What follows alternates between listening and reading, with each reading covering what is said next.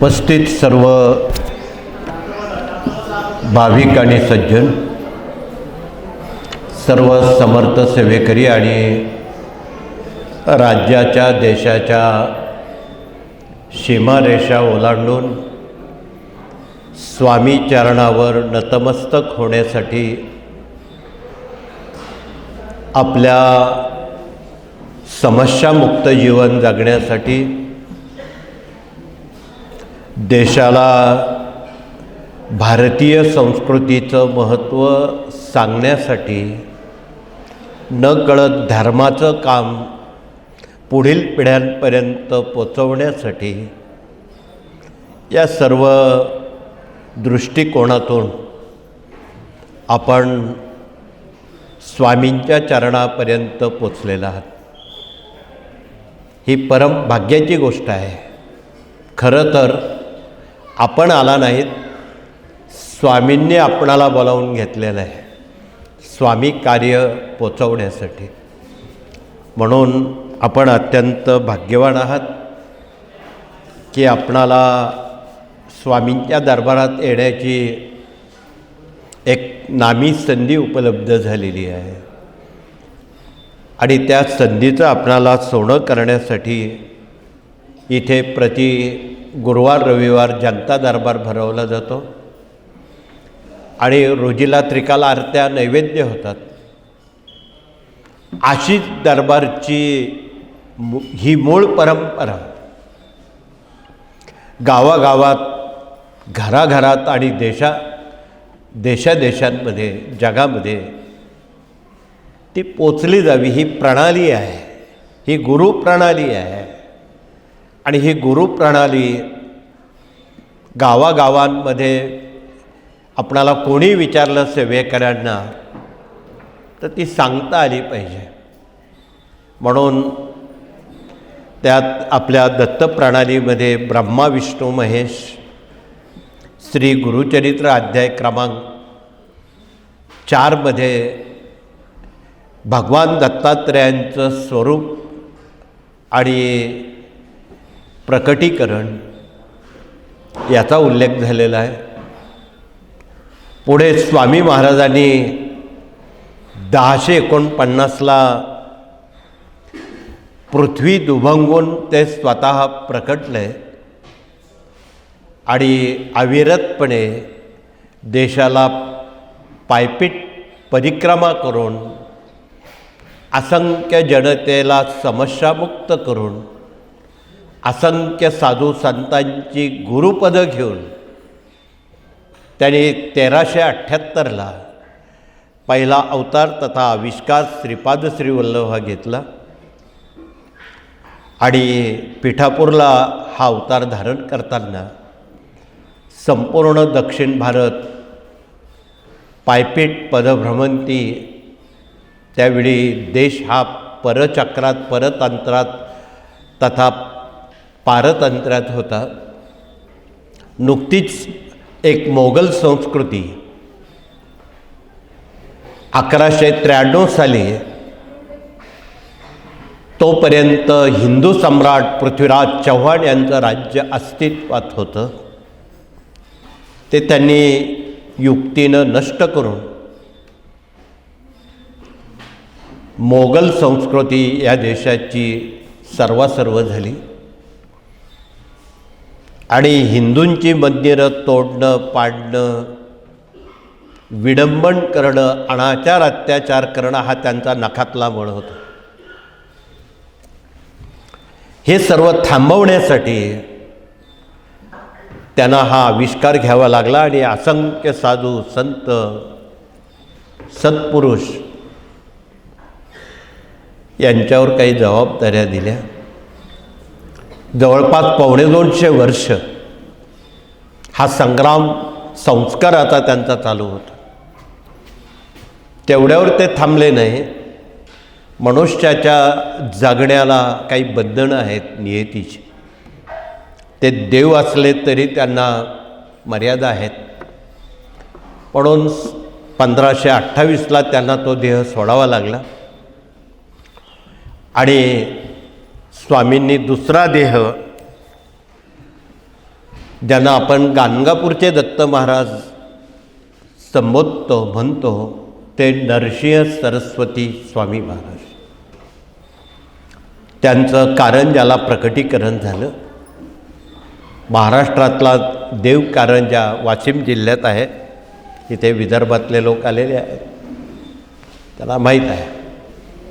काही वर्षापूर्वी आपण त्या ठिकाणी एक सत्संग सोहळा देखील कारंजाला आयोजित केलेला होता. तिथून पुन्हा त्यांची पायपीट सुरू झाली. उत्तर भारतात घडी धर्माची विस्कटलेली होती. ती धर्माची घडी नेटकी करण्यासाठी पुन्हा ते उत्तर भारतात येथे झाले. आणि त्यावेळी कबीरजी, वृंद, गोस्वामी, तुळशीदासजी, रैमनजी असे कितीतरी हिंदी संत त्यांनी एकत्र आणले. हजारो संत एकत्र आणले आणि त्यांना दीक्षा देऊन धर्माचं, देशाचं आणि सज्जनांचं रक्षण करणं हा एक कलमी कार्यक्रम त्यांनी राबवला. परिस्थिती आणीबाणीची होती. मंदिरं, मूर्त्या तोडल्या जात होत्या.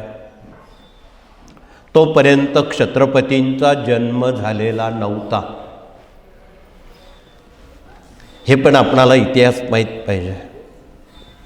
तदनंतर छत्रपतींचं अवतरण झालं हे आपणाला इसवी सन 1630 ते 1678 या काळामध्ये, 1680 या काळापर्यंत हे छत्रपतींचं कार्य त्यांना संजीवन करायचं होतं.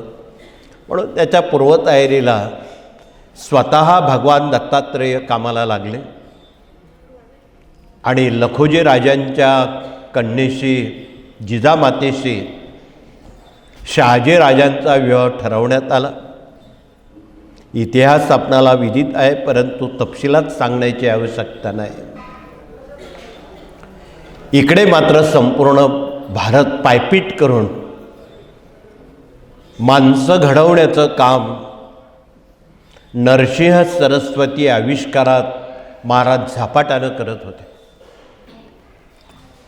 आज या गावी, उद्या त्या गावी अशी पायपीट भ्रमंती माणसं जोडण्यासाठी ते करत होते. संतांना एकत्र आणत होते. अनेक विचाराचे, पंथाचे संत ते एकत्र आणत होते. आणि एका चुलीवर स्वयंपाक करा, आपली मतं मतांतरं करू नका, देश पारतंत्र्यात आहे. त्या निमित्तानं असंख्य हजारो संत एकत्र आले.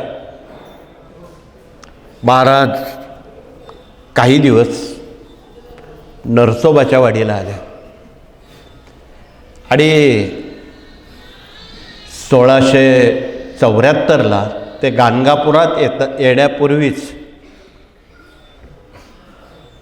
त्यांना सुचलं, आठवलं की महाराष्ट्राच्या राजाचा एक फार मोठा अभिषेक सोहळा, महाअभिषेक सोहळा आहे.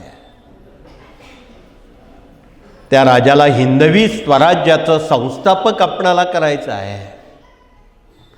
म्हणून कुठल्याही निमंत्रणाची वाट न बघता त्यावेळी नरसिंह सरस्वती स्वामी महाराज नरसोबाच्या वाडी मार्गे गाणगापूरला काही दिवस राहिले आणि गाणगापूरहून तडक रायगडावर आले. रायगडावर त्या सोहळ्याला महाराज स्वतः उपस्थित होते. जगातून, देशातून असंख्य राजे, महाराजे, जनता, जनार्दन लाखोच्या संख्येनं आलेले होते. आणि एवढ्या सगळ्या लोकांसमोर स्वामी उभे राहिले आणि पहिलं त्या राजसिंहासनावर आयोजकांना सांगितलं की पहिलं त्या सिंहासनावर कोण बसेल? मातोश्री जिजामाता बसतील. जिजामातेंना उभं केलं आणि सांगितलं, ही राजमाता, ही लोकमाता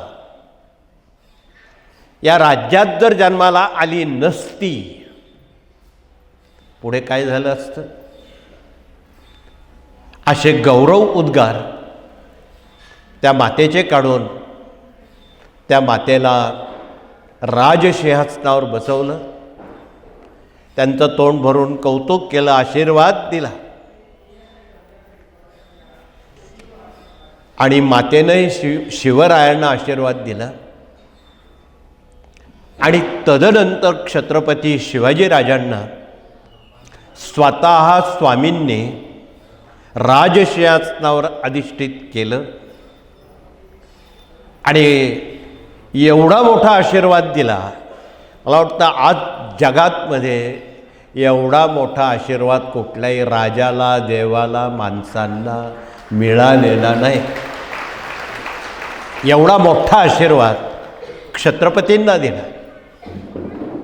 आणि त्यांना सांगितलं, लोकांदेखतही सांगितलं आणि कानातही सांगितलं की हे राजन, चंद्र सूर्य असेपर्यंत या विश्वात, या जगात, या देशात आणि या राज्यामध्ये तुझं नाव कोणी विसरणार नाही आणि तुझं नाव घेतल्याशिवाय त्यांचं कामही होणार नाही. असा आशीर्वाद शिवबांना दिला की वर्ष जातील, युग जातील, शतकं जातील, पण तुझं नाव घेतल्याशिवाय ही संस्कृती टिकणार नाही. म्हणून आजही छत्रपतींचं कार्य तसं बहरत चाललेलं आहे. हे राज्यकर्त्यांना ठाऊक नाही. आणि म्हणून आपणाला मातोश्री जिजाऊ साहेबांनी केलेले संस्कार शिवरायांना कामात आले. तेच संस्कार आजच्या आमच्या महाराष्ट्रातल्या, देशातल्या आणि जगातल्या महामातांना, मातांना, सर्व भगिनींना कळकळीचं निवेदन आहे की त्यांचे जीवनादर्श आपण क्षात्र धर्मातून, हिंदू धर्मातून आपल्याकडे प्रसिद्ध असणारे जे ग्रंथ आहे त्यातून नव्या पिढ्यांपर्यंत पोचवा. अन्य कामं थोडी अलीकड पलीकड होती, पण नवी पिढी घडवणं क्रमप्राप्त आहे. म्हणून त्यावेळी जिजाऊ साहेबांनी अनेक वेळा छत्रपती पोटात असताना रामायण वाचलं असेल, भागवत महाभारत वाचलं असेल. आणि भागवतामध्ये किंवा रामायणामध्ये किंवा गीतेमध्ये जे जे आदर्श पात्र पुरुष आहेत, महापुरुष आहेत, ते जीवनादर्श त्यांनी जोपासले. म्हणून रामायणकारांनी प्रभू रामचंद्रांना एकच पदवी दिली, मर्यादा पुरुषोत्तम म्हणून. आईसोबत वडिलांची सुद्धा त्या आज्ञा मानण्यात 14 वर्ष वनवासात गेल्या. तर भगवान श्रीकृष्णांना महाभारतकारांनी म्हणजे महर्षी व्यासांनी एक नाही 26 पदव्या दिलेल्या आहेत. ते आपणाला माहीत आहे की नाही माहीत नाही, परंतु यथावकाश त्या पदव्यांचा धावता परामर्श आपणाला भागवतातून घेता येईल, महाभारतातून घेता येईल, आपल्या वाङ्मयातून प्रसिद्ध झालेल्या घेता येईल. असा पुत्र असावा कृष्णासारखा, असा बंधू असावा कृष्णासारखा, पुत्र असावा कृष्णासारखा, मित्र असावा कृष्णासारखा, शत्रू असावा कृष्णासारखा, पती असावा कृष्णासारखा. असे अनेक प्रसंग महर्षींनी त्यात रेखाटलेले आहेत. त्यातला तो जिवंतपणा अजून गेलेला नाही. किती वेळा वाचलं तरी ते ऐकावंसंच वाटतं, वाचावंसंच वाटतं. असं कार्य महर्षी व्यासांनी पुढील पिढ्यांसाठी हा भागवत ग्रंथ तयार केलेला आहे. म्हणून एकादशी आली की आमचे जगातले, देशातले सारे सेवेकरी वाट बघत नाही, तो छोटा भागवत घेतात असे लिहिते तर आमच्या प्रतिनिधींनी परिचय करून द्यावा. प्रति महिन्याच्या 2 एकादशा येतात. त्या दोन्ही एकादशींना या भागवत वाचण्याचं असामान्य महत्त्व त्यांनी टिकून ठेवलेलं आहे. यामुळं जन्मजन्मांतरीचे शाप ताप दैन्य दुःख उपद्रव संकट क्लेश भागवताच्या पठनानं श्रवणानं नष्ट होतात. अशी भागवतं महाभारत रामायण जिजाऊ साहेबांनी 9 महिने छत्रपती पोटात असताना या कार्यशाळेत ते तयार झाले. म्हणून पुढील पिढ्यांना निवेदन आहे, आमचे गायनॉलॉजिक काही सांगोत, पण तुम्ही त्या 9 महिन्याच्या कार्यकालात पुढील पिढ्यांना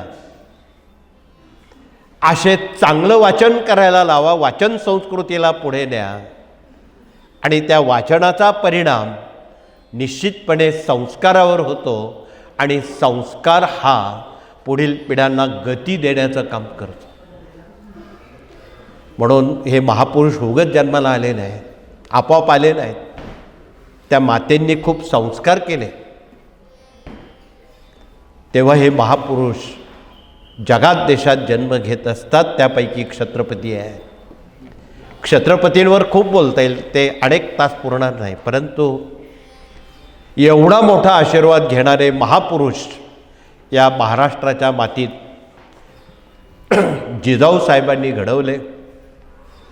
त्यामुळं आज आपण निदान महाराष्ट्रात आहोत, महाराष्ट्र म्हटला जातोय. हे सारं त्यांचं कर्तृत्व पुण्यही आहे. त्या राज्यात आपण राहत आहोत. म्हणून त्यांचा जीवनादर्श आपणाला वय 5 ते 18 या वयोगटात आचरणात आणण्यासाठी इथे आमचे गुरुजन प्रतिनिधी काही ग्रंथ घेऊन आलेले आहेत. आणि त्यांनी प्रति शिवाजीराजे घराघरात श्रावणमाळ पुंडलिक तयार होण्यासाठी, आपलं म्हातारपण वार्धक्य सुखात जाण्यासाठी, तुम्हाला निश्चित वाटेल की आपलं म्हातारपण सुखात गेलं पाहिजे. ते तसं जाणार नाही. त्याला पुढील पिढ्यांवर जिम्मेदाऱ्या संस्कार द्यावे लागतील. म्हणून संस्कार केले तर संस्कृती टिकेल, संस्कृती टिकली तर धर्म टिकेल आणि धर्म टिकला तरच देश टिकेल. म्हणून देशाला टिकवायचं असेल प्रत्येक मनावर संस्कार करणं गरजेचं आहे, तरच माणसं राहतील. अन्यथा तुम्हाला माहीत आहे नेपाळमध्ये काय झालं, बांगलात काय चाललं आहे, जगाच्या पाठीवर काय चाललं आहे. संस्कार नसल्यामुळं किंवा एकही संत तिथे न पोचल्यामुळं, अमेरिकेतसुद्धा एकही संत गेला नाही, अरब कंट्रीत गेला नाही. तिथे माणसं मारणं एक कलमी कार्यक्रम आहे आणि माणसं मारून कोणाचं समाधान कधीच होणार नाही. हे महाभारतकारांनी पाशुपातास्त्र आणि नारायणास्त्र सोडायच्या वेळी त्याची वैजयंतीमाला भगवान श्रीकृष्णांनी तयार करून स्वतःच्या गळ्यात घातली आणि विश्वाचा संवार थांबवला. हे आपणाला माहीत आहे, तपशील न बोलता. म्हणून आजच्या मितीला येणारं 3रं महायुद्ध अटळ आहे. हे 3रं महायुद्ध थोपवण्यासाठी, थांबण्यासाठी, या देशाला त्याची तोशी न लागण्यासाठी आपण काही महिन्यापासून कामाला लागलेलो आहोत, काही वर्षापासून कामाला लागलेलो आहोत. हे काम एका दिवसाचं नाही. आपण गेल्या 1.5 दशकापासून 100 कोटी पाठ दुर्गा सप्तशती स्वामी चरित्र रुद्राची करत आहोत. उणीपुरी 92 कोटी पाठापर्यंत आपण आलो आहे. थोडासा अभ्यास आपला अपूर्ण राहिलेला आहे. तो कोणासाठी कशासाठी करतो? देशाला धर्माला वाचवण्यासाठी. अजून आपलं होमवर्क अपूर्ण आहे, गृहपाठ अपूर्ण आहे. त्यात आता हे 3ऱ्या महायुद्धाची ठिणगी पडणार आहे आणि त्यासाठी आपण 5 जानेवारी रोजी 12 ज्योतिर्लिंग भारतात आहेत. त्यापैकी उज्जैन या ठिकाणी महाकालेश्वराला साकडं घालत आहोत. काळाचे काळ महाकाळ, त्यांना महाकालेश्वर म्हणतात. तिथे कोणाचं काही चालत नाही. चीन येऊ द्या, अमेरिका येऊ द्या, अजून कोणी येऊ द्या, त्यांना थोपवण्याची क्षमता महाकालेश्वराची आहे. म्हणून त्या ठिकाणी भस्मलिंगार्चन सोहळा आयोजित केलेला आहे. त्याला प्रमाणित माणसं बोलवलेली आहेत, पर्यटक म्हणून नाही. ज्यांना खरंच देशाविषयी, संस्कृतीविषयी कळकळ आहे, आवड आहे आणि जिम्मेदारी आहे, अशाच लोकांनी त्या ठिकाणी यावं, हे सुद्धा आव्हान आहे. म्हणून आपण त्या कार्यक्रमाचा हा मसुदा आमच्या प्रतिनिधीद्वारा कृपया समजून घेण्याचं करावं आणि आपल्या कणाकणानं या धर्मसंस्कृतीला थोडासा हातभार लागला जाईल, ऊर्जा वाढली जाईल. निदान दुष्कर्म, वाईट कर्म या देशात घडणार नाहीत, अनाचार अत्याचार होणार नाहीत आणि अन्य युद्धजन्य स्थिती थोपवण्यासाठी, निसर्ग आपत्ती, आसमानी सुलतानी संकट थांबवण्यासाठी आपण 12 ज्योतिर्लिंगांवर वेळोवेळी विशेष उपक्रम करणार आहोत. यात महाकालेश्वराचा समावेश आहे. त्यात आपण सहभाग घ्यावा. अधिक माहिती इथे प्रशासकीय कामकाज करणारे प्रतिनिधी आलेले आहेत. त्यांनी ज्यांना तिथे यायचं आहे त्यांनी आमच्या प्रतिनिधींकडे नावं द्यावी, संवाद साधावा, ती पत्रकं घ्यावीत आणि प्रवेशपत्रक असल्याशिवाय तिथे प्रवेश मिळणार नाही हे पण सांगावं. त्याचबरोबर 1 तारीख ते 12 तारीख ग्राम अभियान जनजागरण सोहळा आहे. त्यालाही आपल्या गावागावांमध्ये स्वामी कार्य समजून सांगण्याची तुम्हाला मुभात आता संधी आहे की जसं आता दरबारचं कार्य आहे. स्वामी महाराजांनी अक्कलकोटलाही पावेतो सद्गुरू परमपूज्य दादांचे गुरु नारायणदासजी पिठले महाराज यांच्यावर जबाबदारी दिली. यांनी पूर्ण देशाची पायपीट पदभ्रमंती करून 1946 ते 1974 या कार्यकालात ते नाशिक क्षेत्री 26 वर्ष दरबार त्यांनी सांभाळला. त्याआधी त्र्यंबकेश्वर 12 वर्ष, हिमाचल प्रदेशात प्रदीर्घ काल आपली सेवा रुजू करून त्यांचा दरबार इथे आणण्यात आला आणि हाच दरबार आता दिंडोरीपुरता मर्यादित नाही. त्यांच्या म्हणण्यानुसार गाव तेथे केंद्र आणि घर तेथे सेवेकरी, याची व्याप्ती वटवृक्षाप्रमाणे वाढलेली आहे. म्हणून तुम्हाला बहुविध गावांमध्ये दरबार दिसेल. त्याची व्याप्ती आपण वाढवावी, अनेक जणांना तिथे बोलवावं.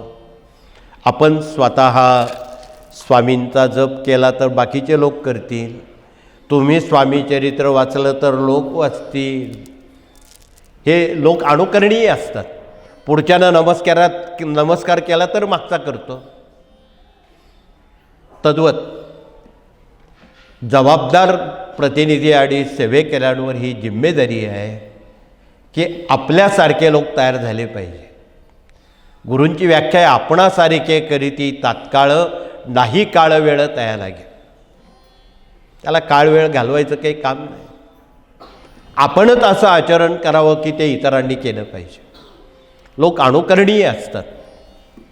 म्हणून त्याप्रमाणे ही दरबारची हा दृष्टिकोन साधा सोपा आहे. तिथे मूर्त्या बसवलेल्या नाहीत, कर्मकांड नाही, होणाऱ्या त्रिकाल आरत्या असतील, दैनिक सेवा असतील, दरबारचे 12 उत्सव असतील. या साऱ्या बाबी सामान्य माणसाला समजल्या पाहिजे.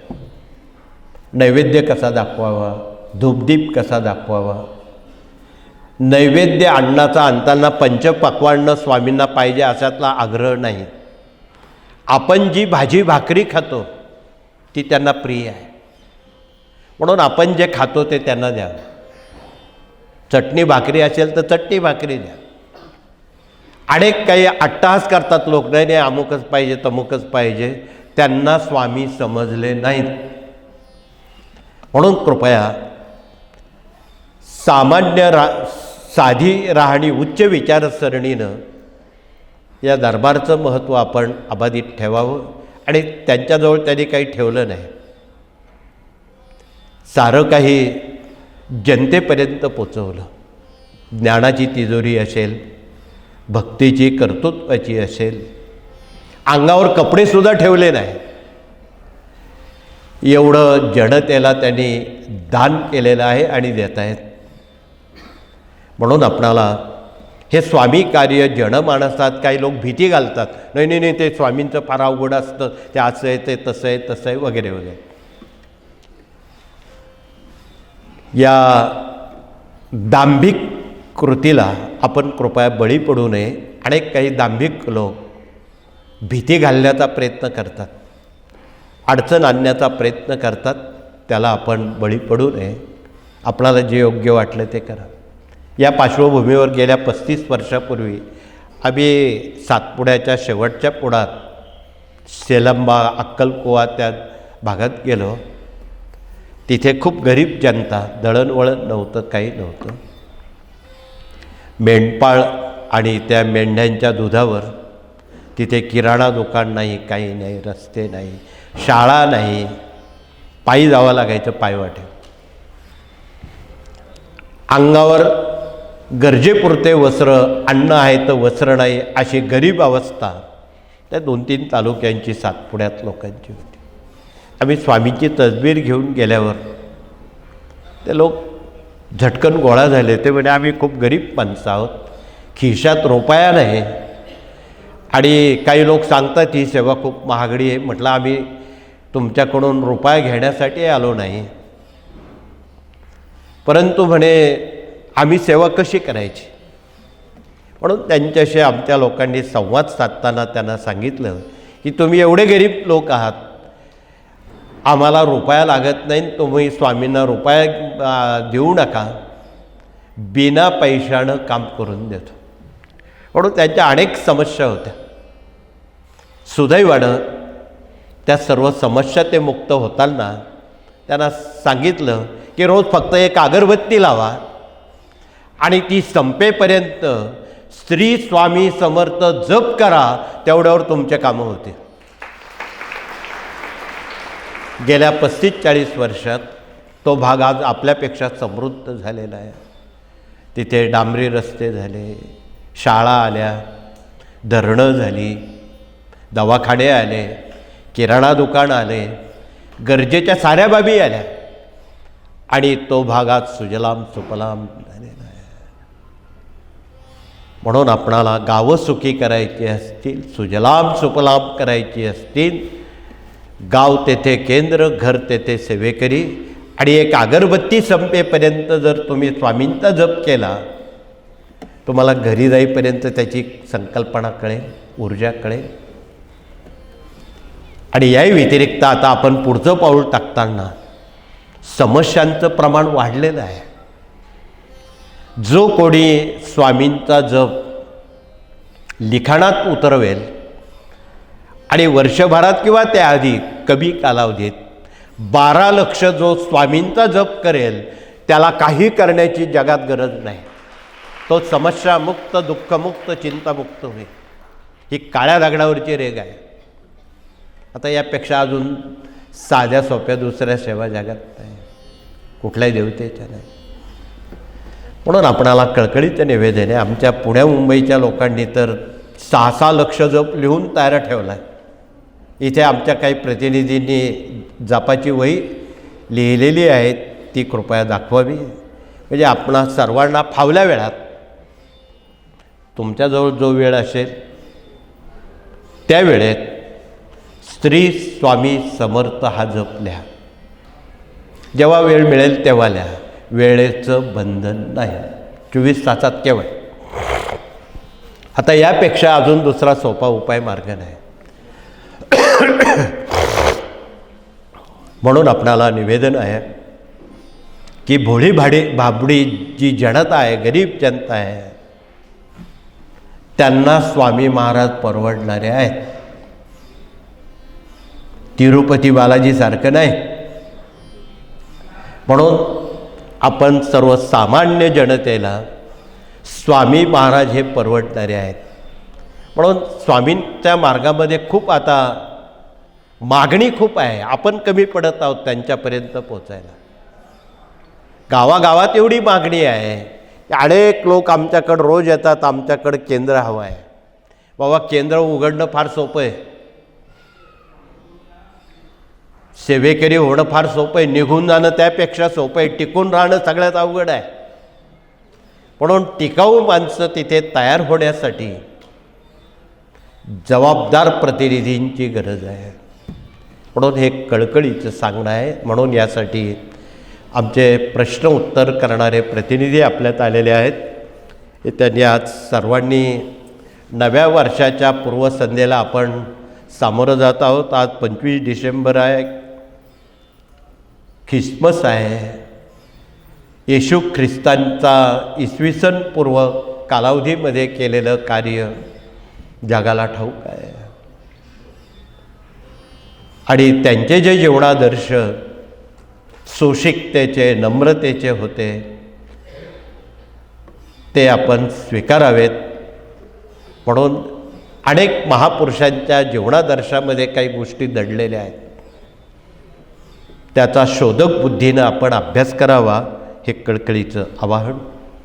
म्हणून आज दिवसभरासाठी हे प्रश्न उत्तर करणारे प्रतिनिधी आपल्यात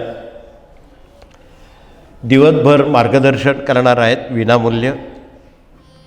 त्यानंतर 27 डिसेंबरला गुरु गोविंद सिंग यांची जयंती आहे, ज्यांनी पंजाब प्रांतात काम केलं आणि मोगली येणारी तिकडून जी लाट होती ती थोपवण्याचं काम खैबर खिंडीत केलं. त्यामुळं नाहीतर आज बांगलासारखं आज अवस्था पंजाबमध्ये असते. म्हणून हे काम गुरु गोविंद सिंगांसह त्यांच्या अनुयायांनी, शिष्यांनी केलेलं आहे. या सर्व बाबी देशरक्षण, धर्मरक्षण यात यांचा सहभाग आहे. त्यानंतर पुढील विभाग इथे विवाह मंडळ आलेलं आहे. त्यांनी आपला परिचय देऊन मुलामुलींची विवाह हा प्रश्न आज तरी सर्वांच्याच पालकांच्या दृष्टीनं ऐरणीवर आहे. खूप पालक चिंतातूर झालेले आहेत. त्यातले त्यात सर्वात अवघड प्रश्न मुलांच्या लग्नाचा आहे. तुम्हाला थोडं आश्चर्य वाटेल, असं उलटं कसं काय आपण म्हणतो, पण वस्तुस्थिती आहे. एक वेळी मुलींचं लग्न करणं सोपं, मुलांचं लग्न करणं फार अवघड आहे. त्यातही मिळाली सूनबाई चांगली तर ठीक, खाट्याळ सूनबाई मिळाली तर काय होतं इथे बसलेल्या भगिनींना जुन्या आमच्या माहीत आहे. तपशील बोलण्याचं प्रयोजन नाही आहे. म्हणून हा घटनाक्रम थांबवायचा असेल आणि सासू सुनांचं अनादिकालचं जे काही शाब्दिक वैयक्तिक वैर आहे ते संस्कारानं आपल्याला घालवायचं आहे. आम्ही विनोदात कधी कधी म्हणतो सासू म्हणजे सारख्या सारख्या सूचना करणारी व्यक्ती, तिला सासू म्हणतात. सुना ज्यांना सूचना मान्य नाही त्या सुना. हा थोडा विनोदाचा भाग आहे, परंतु यावर संस्काराचा पूल बांधण्याचं काम आपणा सर्वांना आणि बसलेल्या माता भगिनींना करायचं आहे. म्हणून चांगले संस्कार, चांगली संस्कृती, मूलभूत आपली संस्कृती आपण टिकून ठेवावे. पाश्चिमात्य संस्कृतीचं आयातीकरण करू नये. आज ही विकृत अवस्था आपण बघत आहात. आपल्या संस्कृतीचं इटली, जपान, जर्मनी आयात करतंय आणि दूषित संस्कृती आपण बोलवतोय. ही कुठेतरी थांबवली पाहिजे. म्हणून हे आमच्या भगिनींच्या हातात आहे. म्हणून मूलभूत भारतीय संस्कृती तिला तेवट ठेवणं दीपस्तंभासारखं हे आपल्या बसलेल्या सर्व माता भगिनींसह पुढील पिढ्यांची जिम्मेदारी आहे. आपण त्यावर बोलणारच आहोत. तथापि विवाह मंडळातून बिना हुंड्यानं, बिना सोन्या नाण्यानं, अति अल्प खर्चानं मुलामुलींची विवाह केली जातात. गेल्या 80 वर्षात आज तगायत एकही घटस्फोट फारकती स्वामींच्या कृपेनं झालेल्या नाहीत. म्हणून आपण हुंडा मागू नका, सोनं नाणं मागू नका, बिना हुंड्यानं, बिना सोन्या नाण्यानं विवाह करा. त्यातही आत्महत्या पीडित कुटुंबियांच्या मुलामुलींची विवाह आपल्याला करायची आहे. शहीद झालेल्या सैन्यांच्या कुटुंबियांच्या मुलामुलींची विवाह आपणाला करायची आहे. सरकार करणार नाही कुठलंही, हे आपल्याला करायचं आहे. म्हणून स्वामींनी अक्कलकोटला सुमारे 22 वर्षाच्या कालावधीमध्ये सर्वांना ठणकावून सांगितलं, माणूस नावाची एकच जात आहे, माणुसकी नावाची एकच संस्कृती आहे, तिलाच सेवेकरी म्हणतात. म्हणून आपणाला सेवेकरी व्हायचं आहे असं मगाशी गुरुजींनी सांगितलं. बरेच हात वरती आले होते. माणुसकीची संस्कृती पुढील पिढ्यांपर्यंत आपणाला पोचवणं क्रमप्राप्त आहे. त्या दृष्टीनं आपण ही वाटचाल करावी. विवाह मंडळं गावोगावी उभी करावी. जे लोकप्रतिनिधी आहेत त्यांनाही त्यात गृहीत धरावं की बाबा गरिबांचं एखाद दोन तरी तू लग्न लाव, तुला अश्वमेघ यज्ञ केल्याचं पुण्य एक लग्नात मिळणार आहे. म्हणून आपण गरिबांच्या विवाहाकडे वळावं. लग्नामध्ये अनाठाई खर्च, फटाके, अनाठाई ज्या गोष्टी आहेत त्या टाळाव्यात, हे कळकळीचं आव्हान आहे. पुढचा विभाग कृषी प्रतिनिधी आलेले आहेत. त्यांनी परिचय देऊन तारीख 23 ते 27 या काळात जागतिक कृषी महोत्सव आयोजित केलेला आहे. ते कृषी गीता घेऊन आलेले आहेत. त्या दिवशी आपण 5ही दिवस विवाह मंडळं शेतकऱ्यांच्या मुलामुलींची लग्न मोफत लावणार आहोत. आत्तापासून तुम्ही तयारीला लागा, म्हणजे तिथे शेतकऱ्यांच्या मुलांची लग्न लावली जाणार आहेत. एक नामी पर्वणी आहे. मागीलही कार्यक्रमात बरीच शेतकऱ्यांच्या मुलामुलींची, गरिबांची विवाह लावली. आत्ताही अनेक कंपन्या बोलवलेल्या आहेत की जे गरजू आहेत, आत्महत्या पीडित कुटुंब आहे, सुशिक्षित बेरोजगार आहेत, त्यांनाही तिथे बोलवलेलं आहे. अनेक कंपन्या त्यांना इच्छुक आहेत पायावर उभं करण्यासाठी, बोलवण्यासाठी. आपण ती संधी दवडू नये. बिनबोभाट हे काम करावं. आणि राज्यात जेवढे तालुका जिल्हा केंद्र प्रतिनिधी आहेत त्यांनी आपल्या गावाची यादी करावी आणि गरजूंपर्यंत ही बातमी पोचवावी. हे स्वामी कार्य जनमानसापर्यंत पोचवण्यासाठी आहे, स्वतःपुरतं ठेवण्यासाठी नाही. म्हणून यात आपला सहभाग असू द्यावा. तर पुढचा विभाग इथे वास्तुतज्ञ प्रतिनिधी आलेले आहेत. त्यांनी आपला परिचय द्यावा. वास्तूचं काम कसं करावं, वास्तूत समाधान, सौख्य, आरोग्य निर्माण होण्यासाठी काय करावं, याची क्लुप्ती, याची उपाययोजना. चुकून घरात बंद पडलेली घड्याळं आहेत, किचनला काळा दगड लावलेला आहे, सतत आजारपण, डोक्यावर कर्ज. म्हणून तोडफोड न करता त्या ओट्याला जर पिवळा किंवा पांढरा ऑइल पेंट लावला, ती 7:30 त्या मिनिटाला थांबते. मुलांनी अभ्यास करताना उत्तर दिशेला तोंड करून करावा, म्हणजे त्याचं उत्तर त्यांना अचूक मिळेल. हे जे पिरॅमिड आहे यामध्ये खूप मोठी ऊर्जा आहे.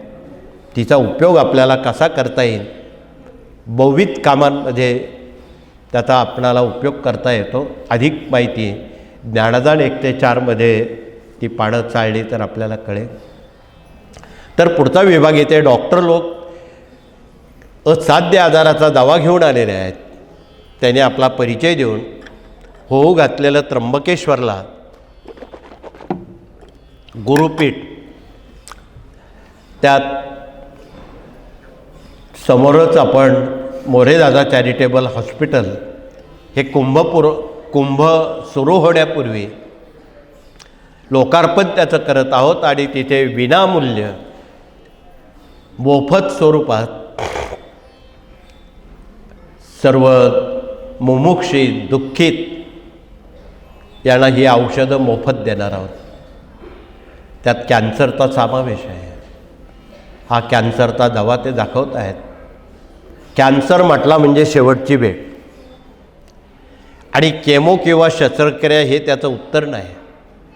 पण इथे मात्र बिना वेदना, बिना केमो, बिना शस्त्रक्रिया कॅन्सर 100% बरा झाल्याची इथे नोंदी आहेत.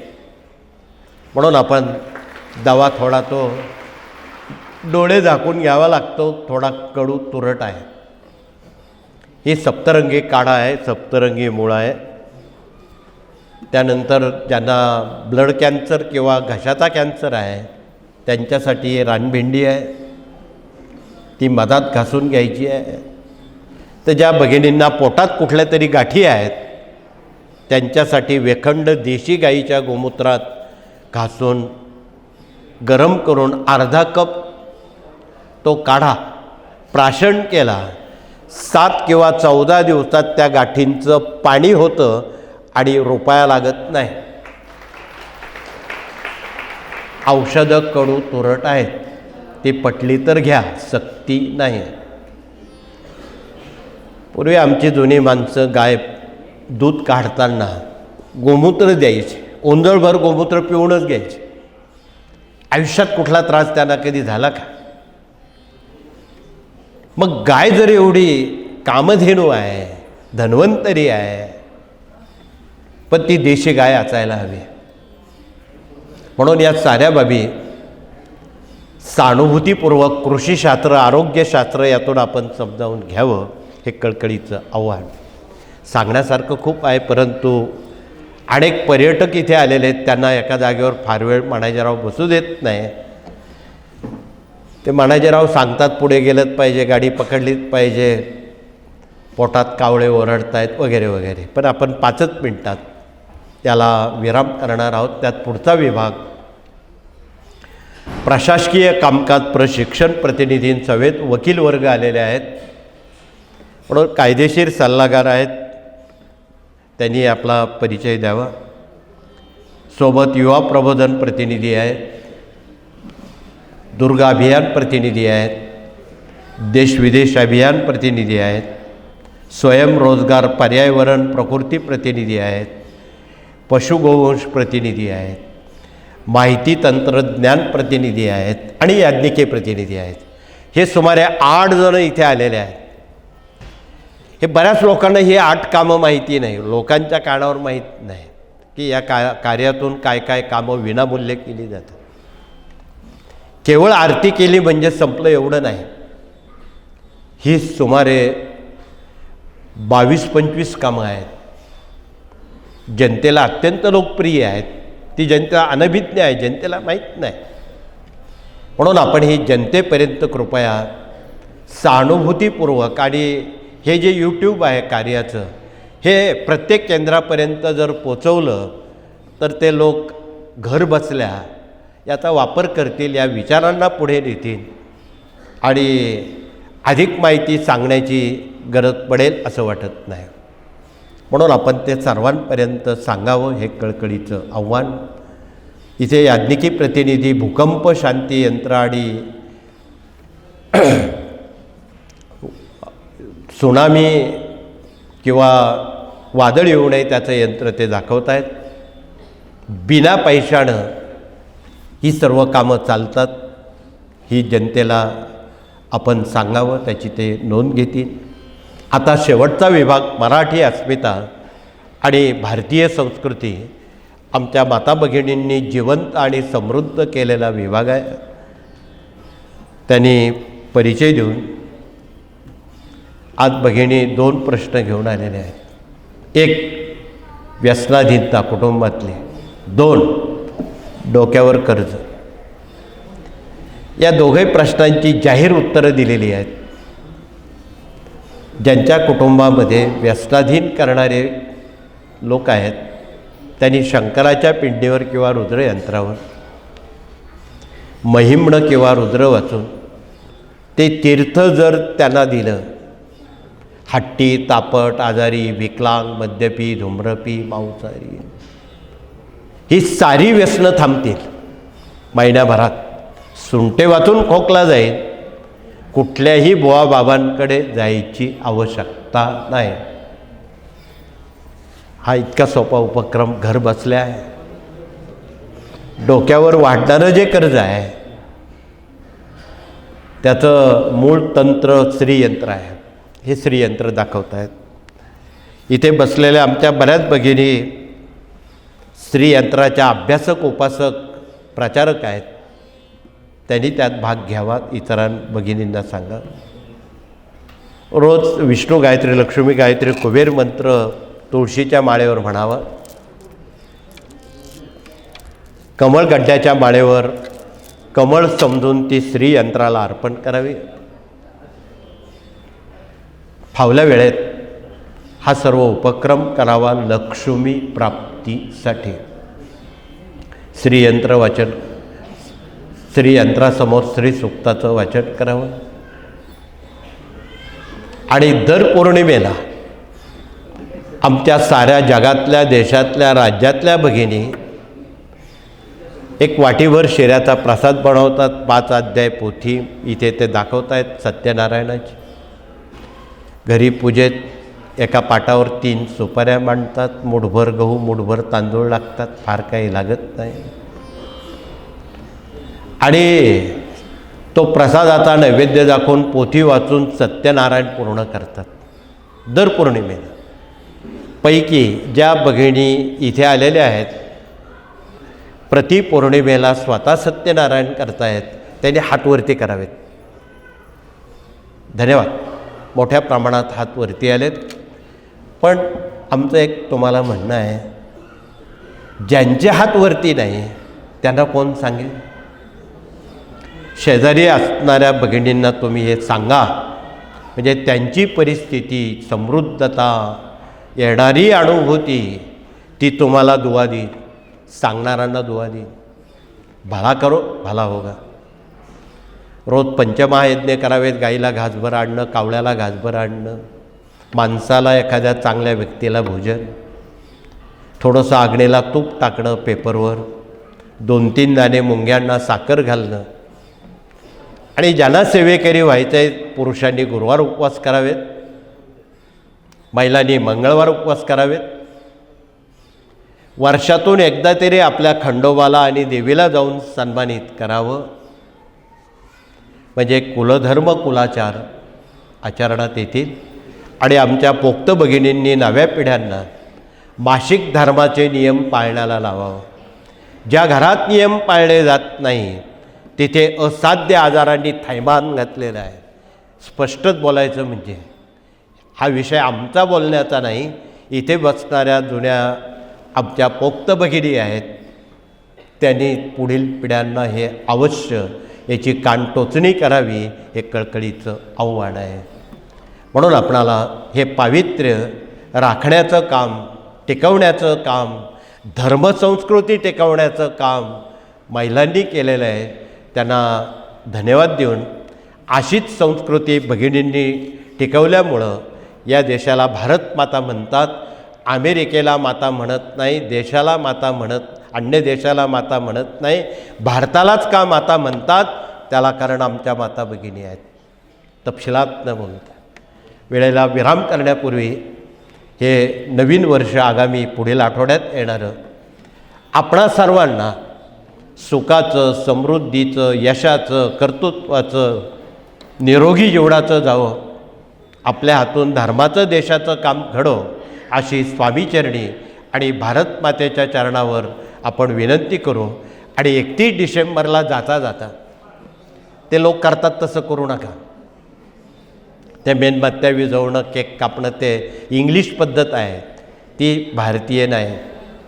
तुम्ही समई प्रज्वलित करा आणि एकत्र जमून भारत मातेच्या फोटोसमोर भगिनी सप्तशती वाचतील मराठी, पुरुषांनी स्वामीचरित्र वाचावं आणि नव्या वर्षाचं स्वागत करावं असा निरोप आपण सर्वांना सांगा.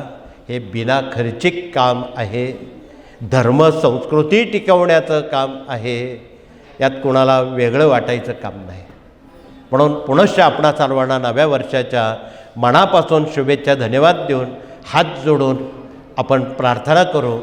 प्रार्थनेनंतर प्रथम पलीकडच्या प्रांगणातले लोक आधीच इकडे आलेत, हरकत नाही, परंतु सहल आलेली दिसते, त्यांनी मौन पाळावं आणि गुरुजनांनी त्यांना योग्य ते जाण्याचा रस्ता जो आहे तो दाखवावा. आणि सर्वात प्रथम पहिल्या गेटनं बसलेल्या भगिनी, आमचे स्वयंसेवक सांगतीलच आपणाला, प्रथम भगिनी, या मुलांच्या सहलीनंतर प्रथम भगिनी येतील आणि त्या मौनानं येतील. भगिनींचं आटोपल्यानंतर नंबर 2च्या गेटनं सावकाशीनं पुरुष प्रतिनिधी येतील. पण कृपया मौन पाळा. तुम्ही एवढा वेळ इथं जो दिला, ती ऊर्जा घरी आपल्याला सुखरूप न्यायची आहे, त्याचा हत्यार मौन आहे. मौनम सर्वार्थ साधनम. म्हणून तुम्ही किती वेळ मौन पाळता ते आम्ही बघतो. म्हणून मौन पाळा. स्वयंसेवकांनी फार मोठ्यानं बोलू नका, इशाऱ्यानं सांगा. आणि हळू आवाजात सांगितलं तर लोक पटकन ऐकतात. उच्च स्वरात बोलू नका, नीच स्वरूपात बोला, म्हणजे महाराजांना ते भूषणावं आहे. असोच पुनश्च आपणा सर्वांना शुभेच्छा देऊन हात जोडून आपण प्रार्थना करू आणि हे सत्र संपू. पलीकडच्या प्रांगणामध्ये आमच्या गुरुजनांनी सहलीत आलेल्या विद्यार्थ्यांना थोडंसं 5 मिनटं मार्गदर्शन करावं आणि दर पंचमीला जिभेवर जे आपण सरस्वती बीजमंत्र सांगतो तो त्यांना थोडक्यात सांगावा, हे कळकळीचं आव्हान संपलं. आपण हात जोडू, प्रार्थना करू आणि हे सत्र इथे थांबू. श्री स्वामी समर्थ.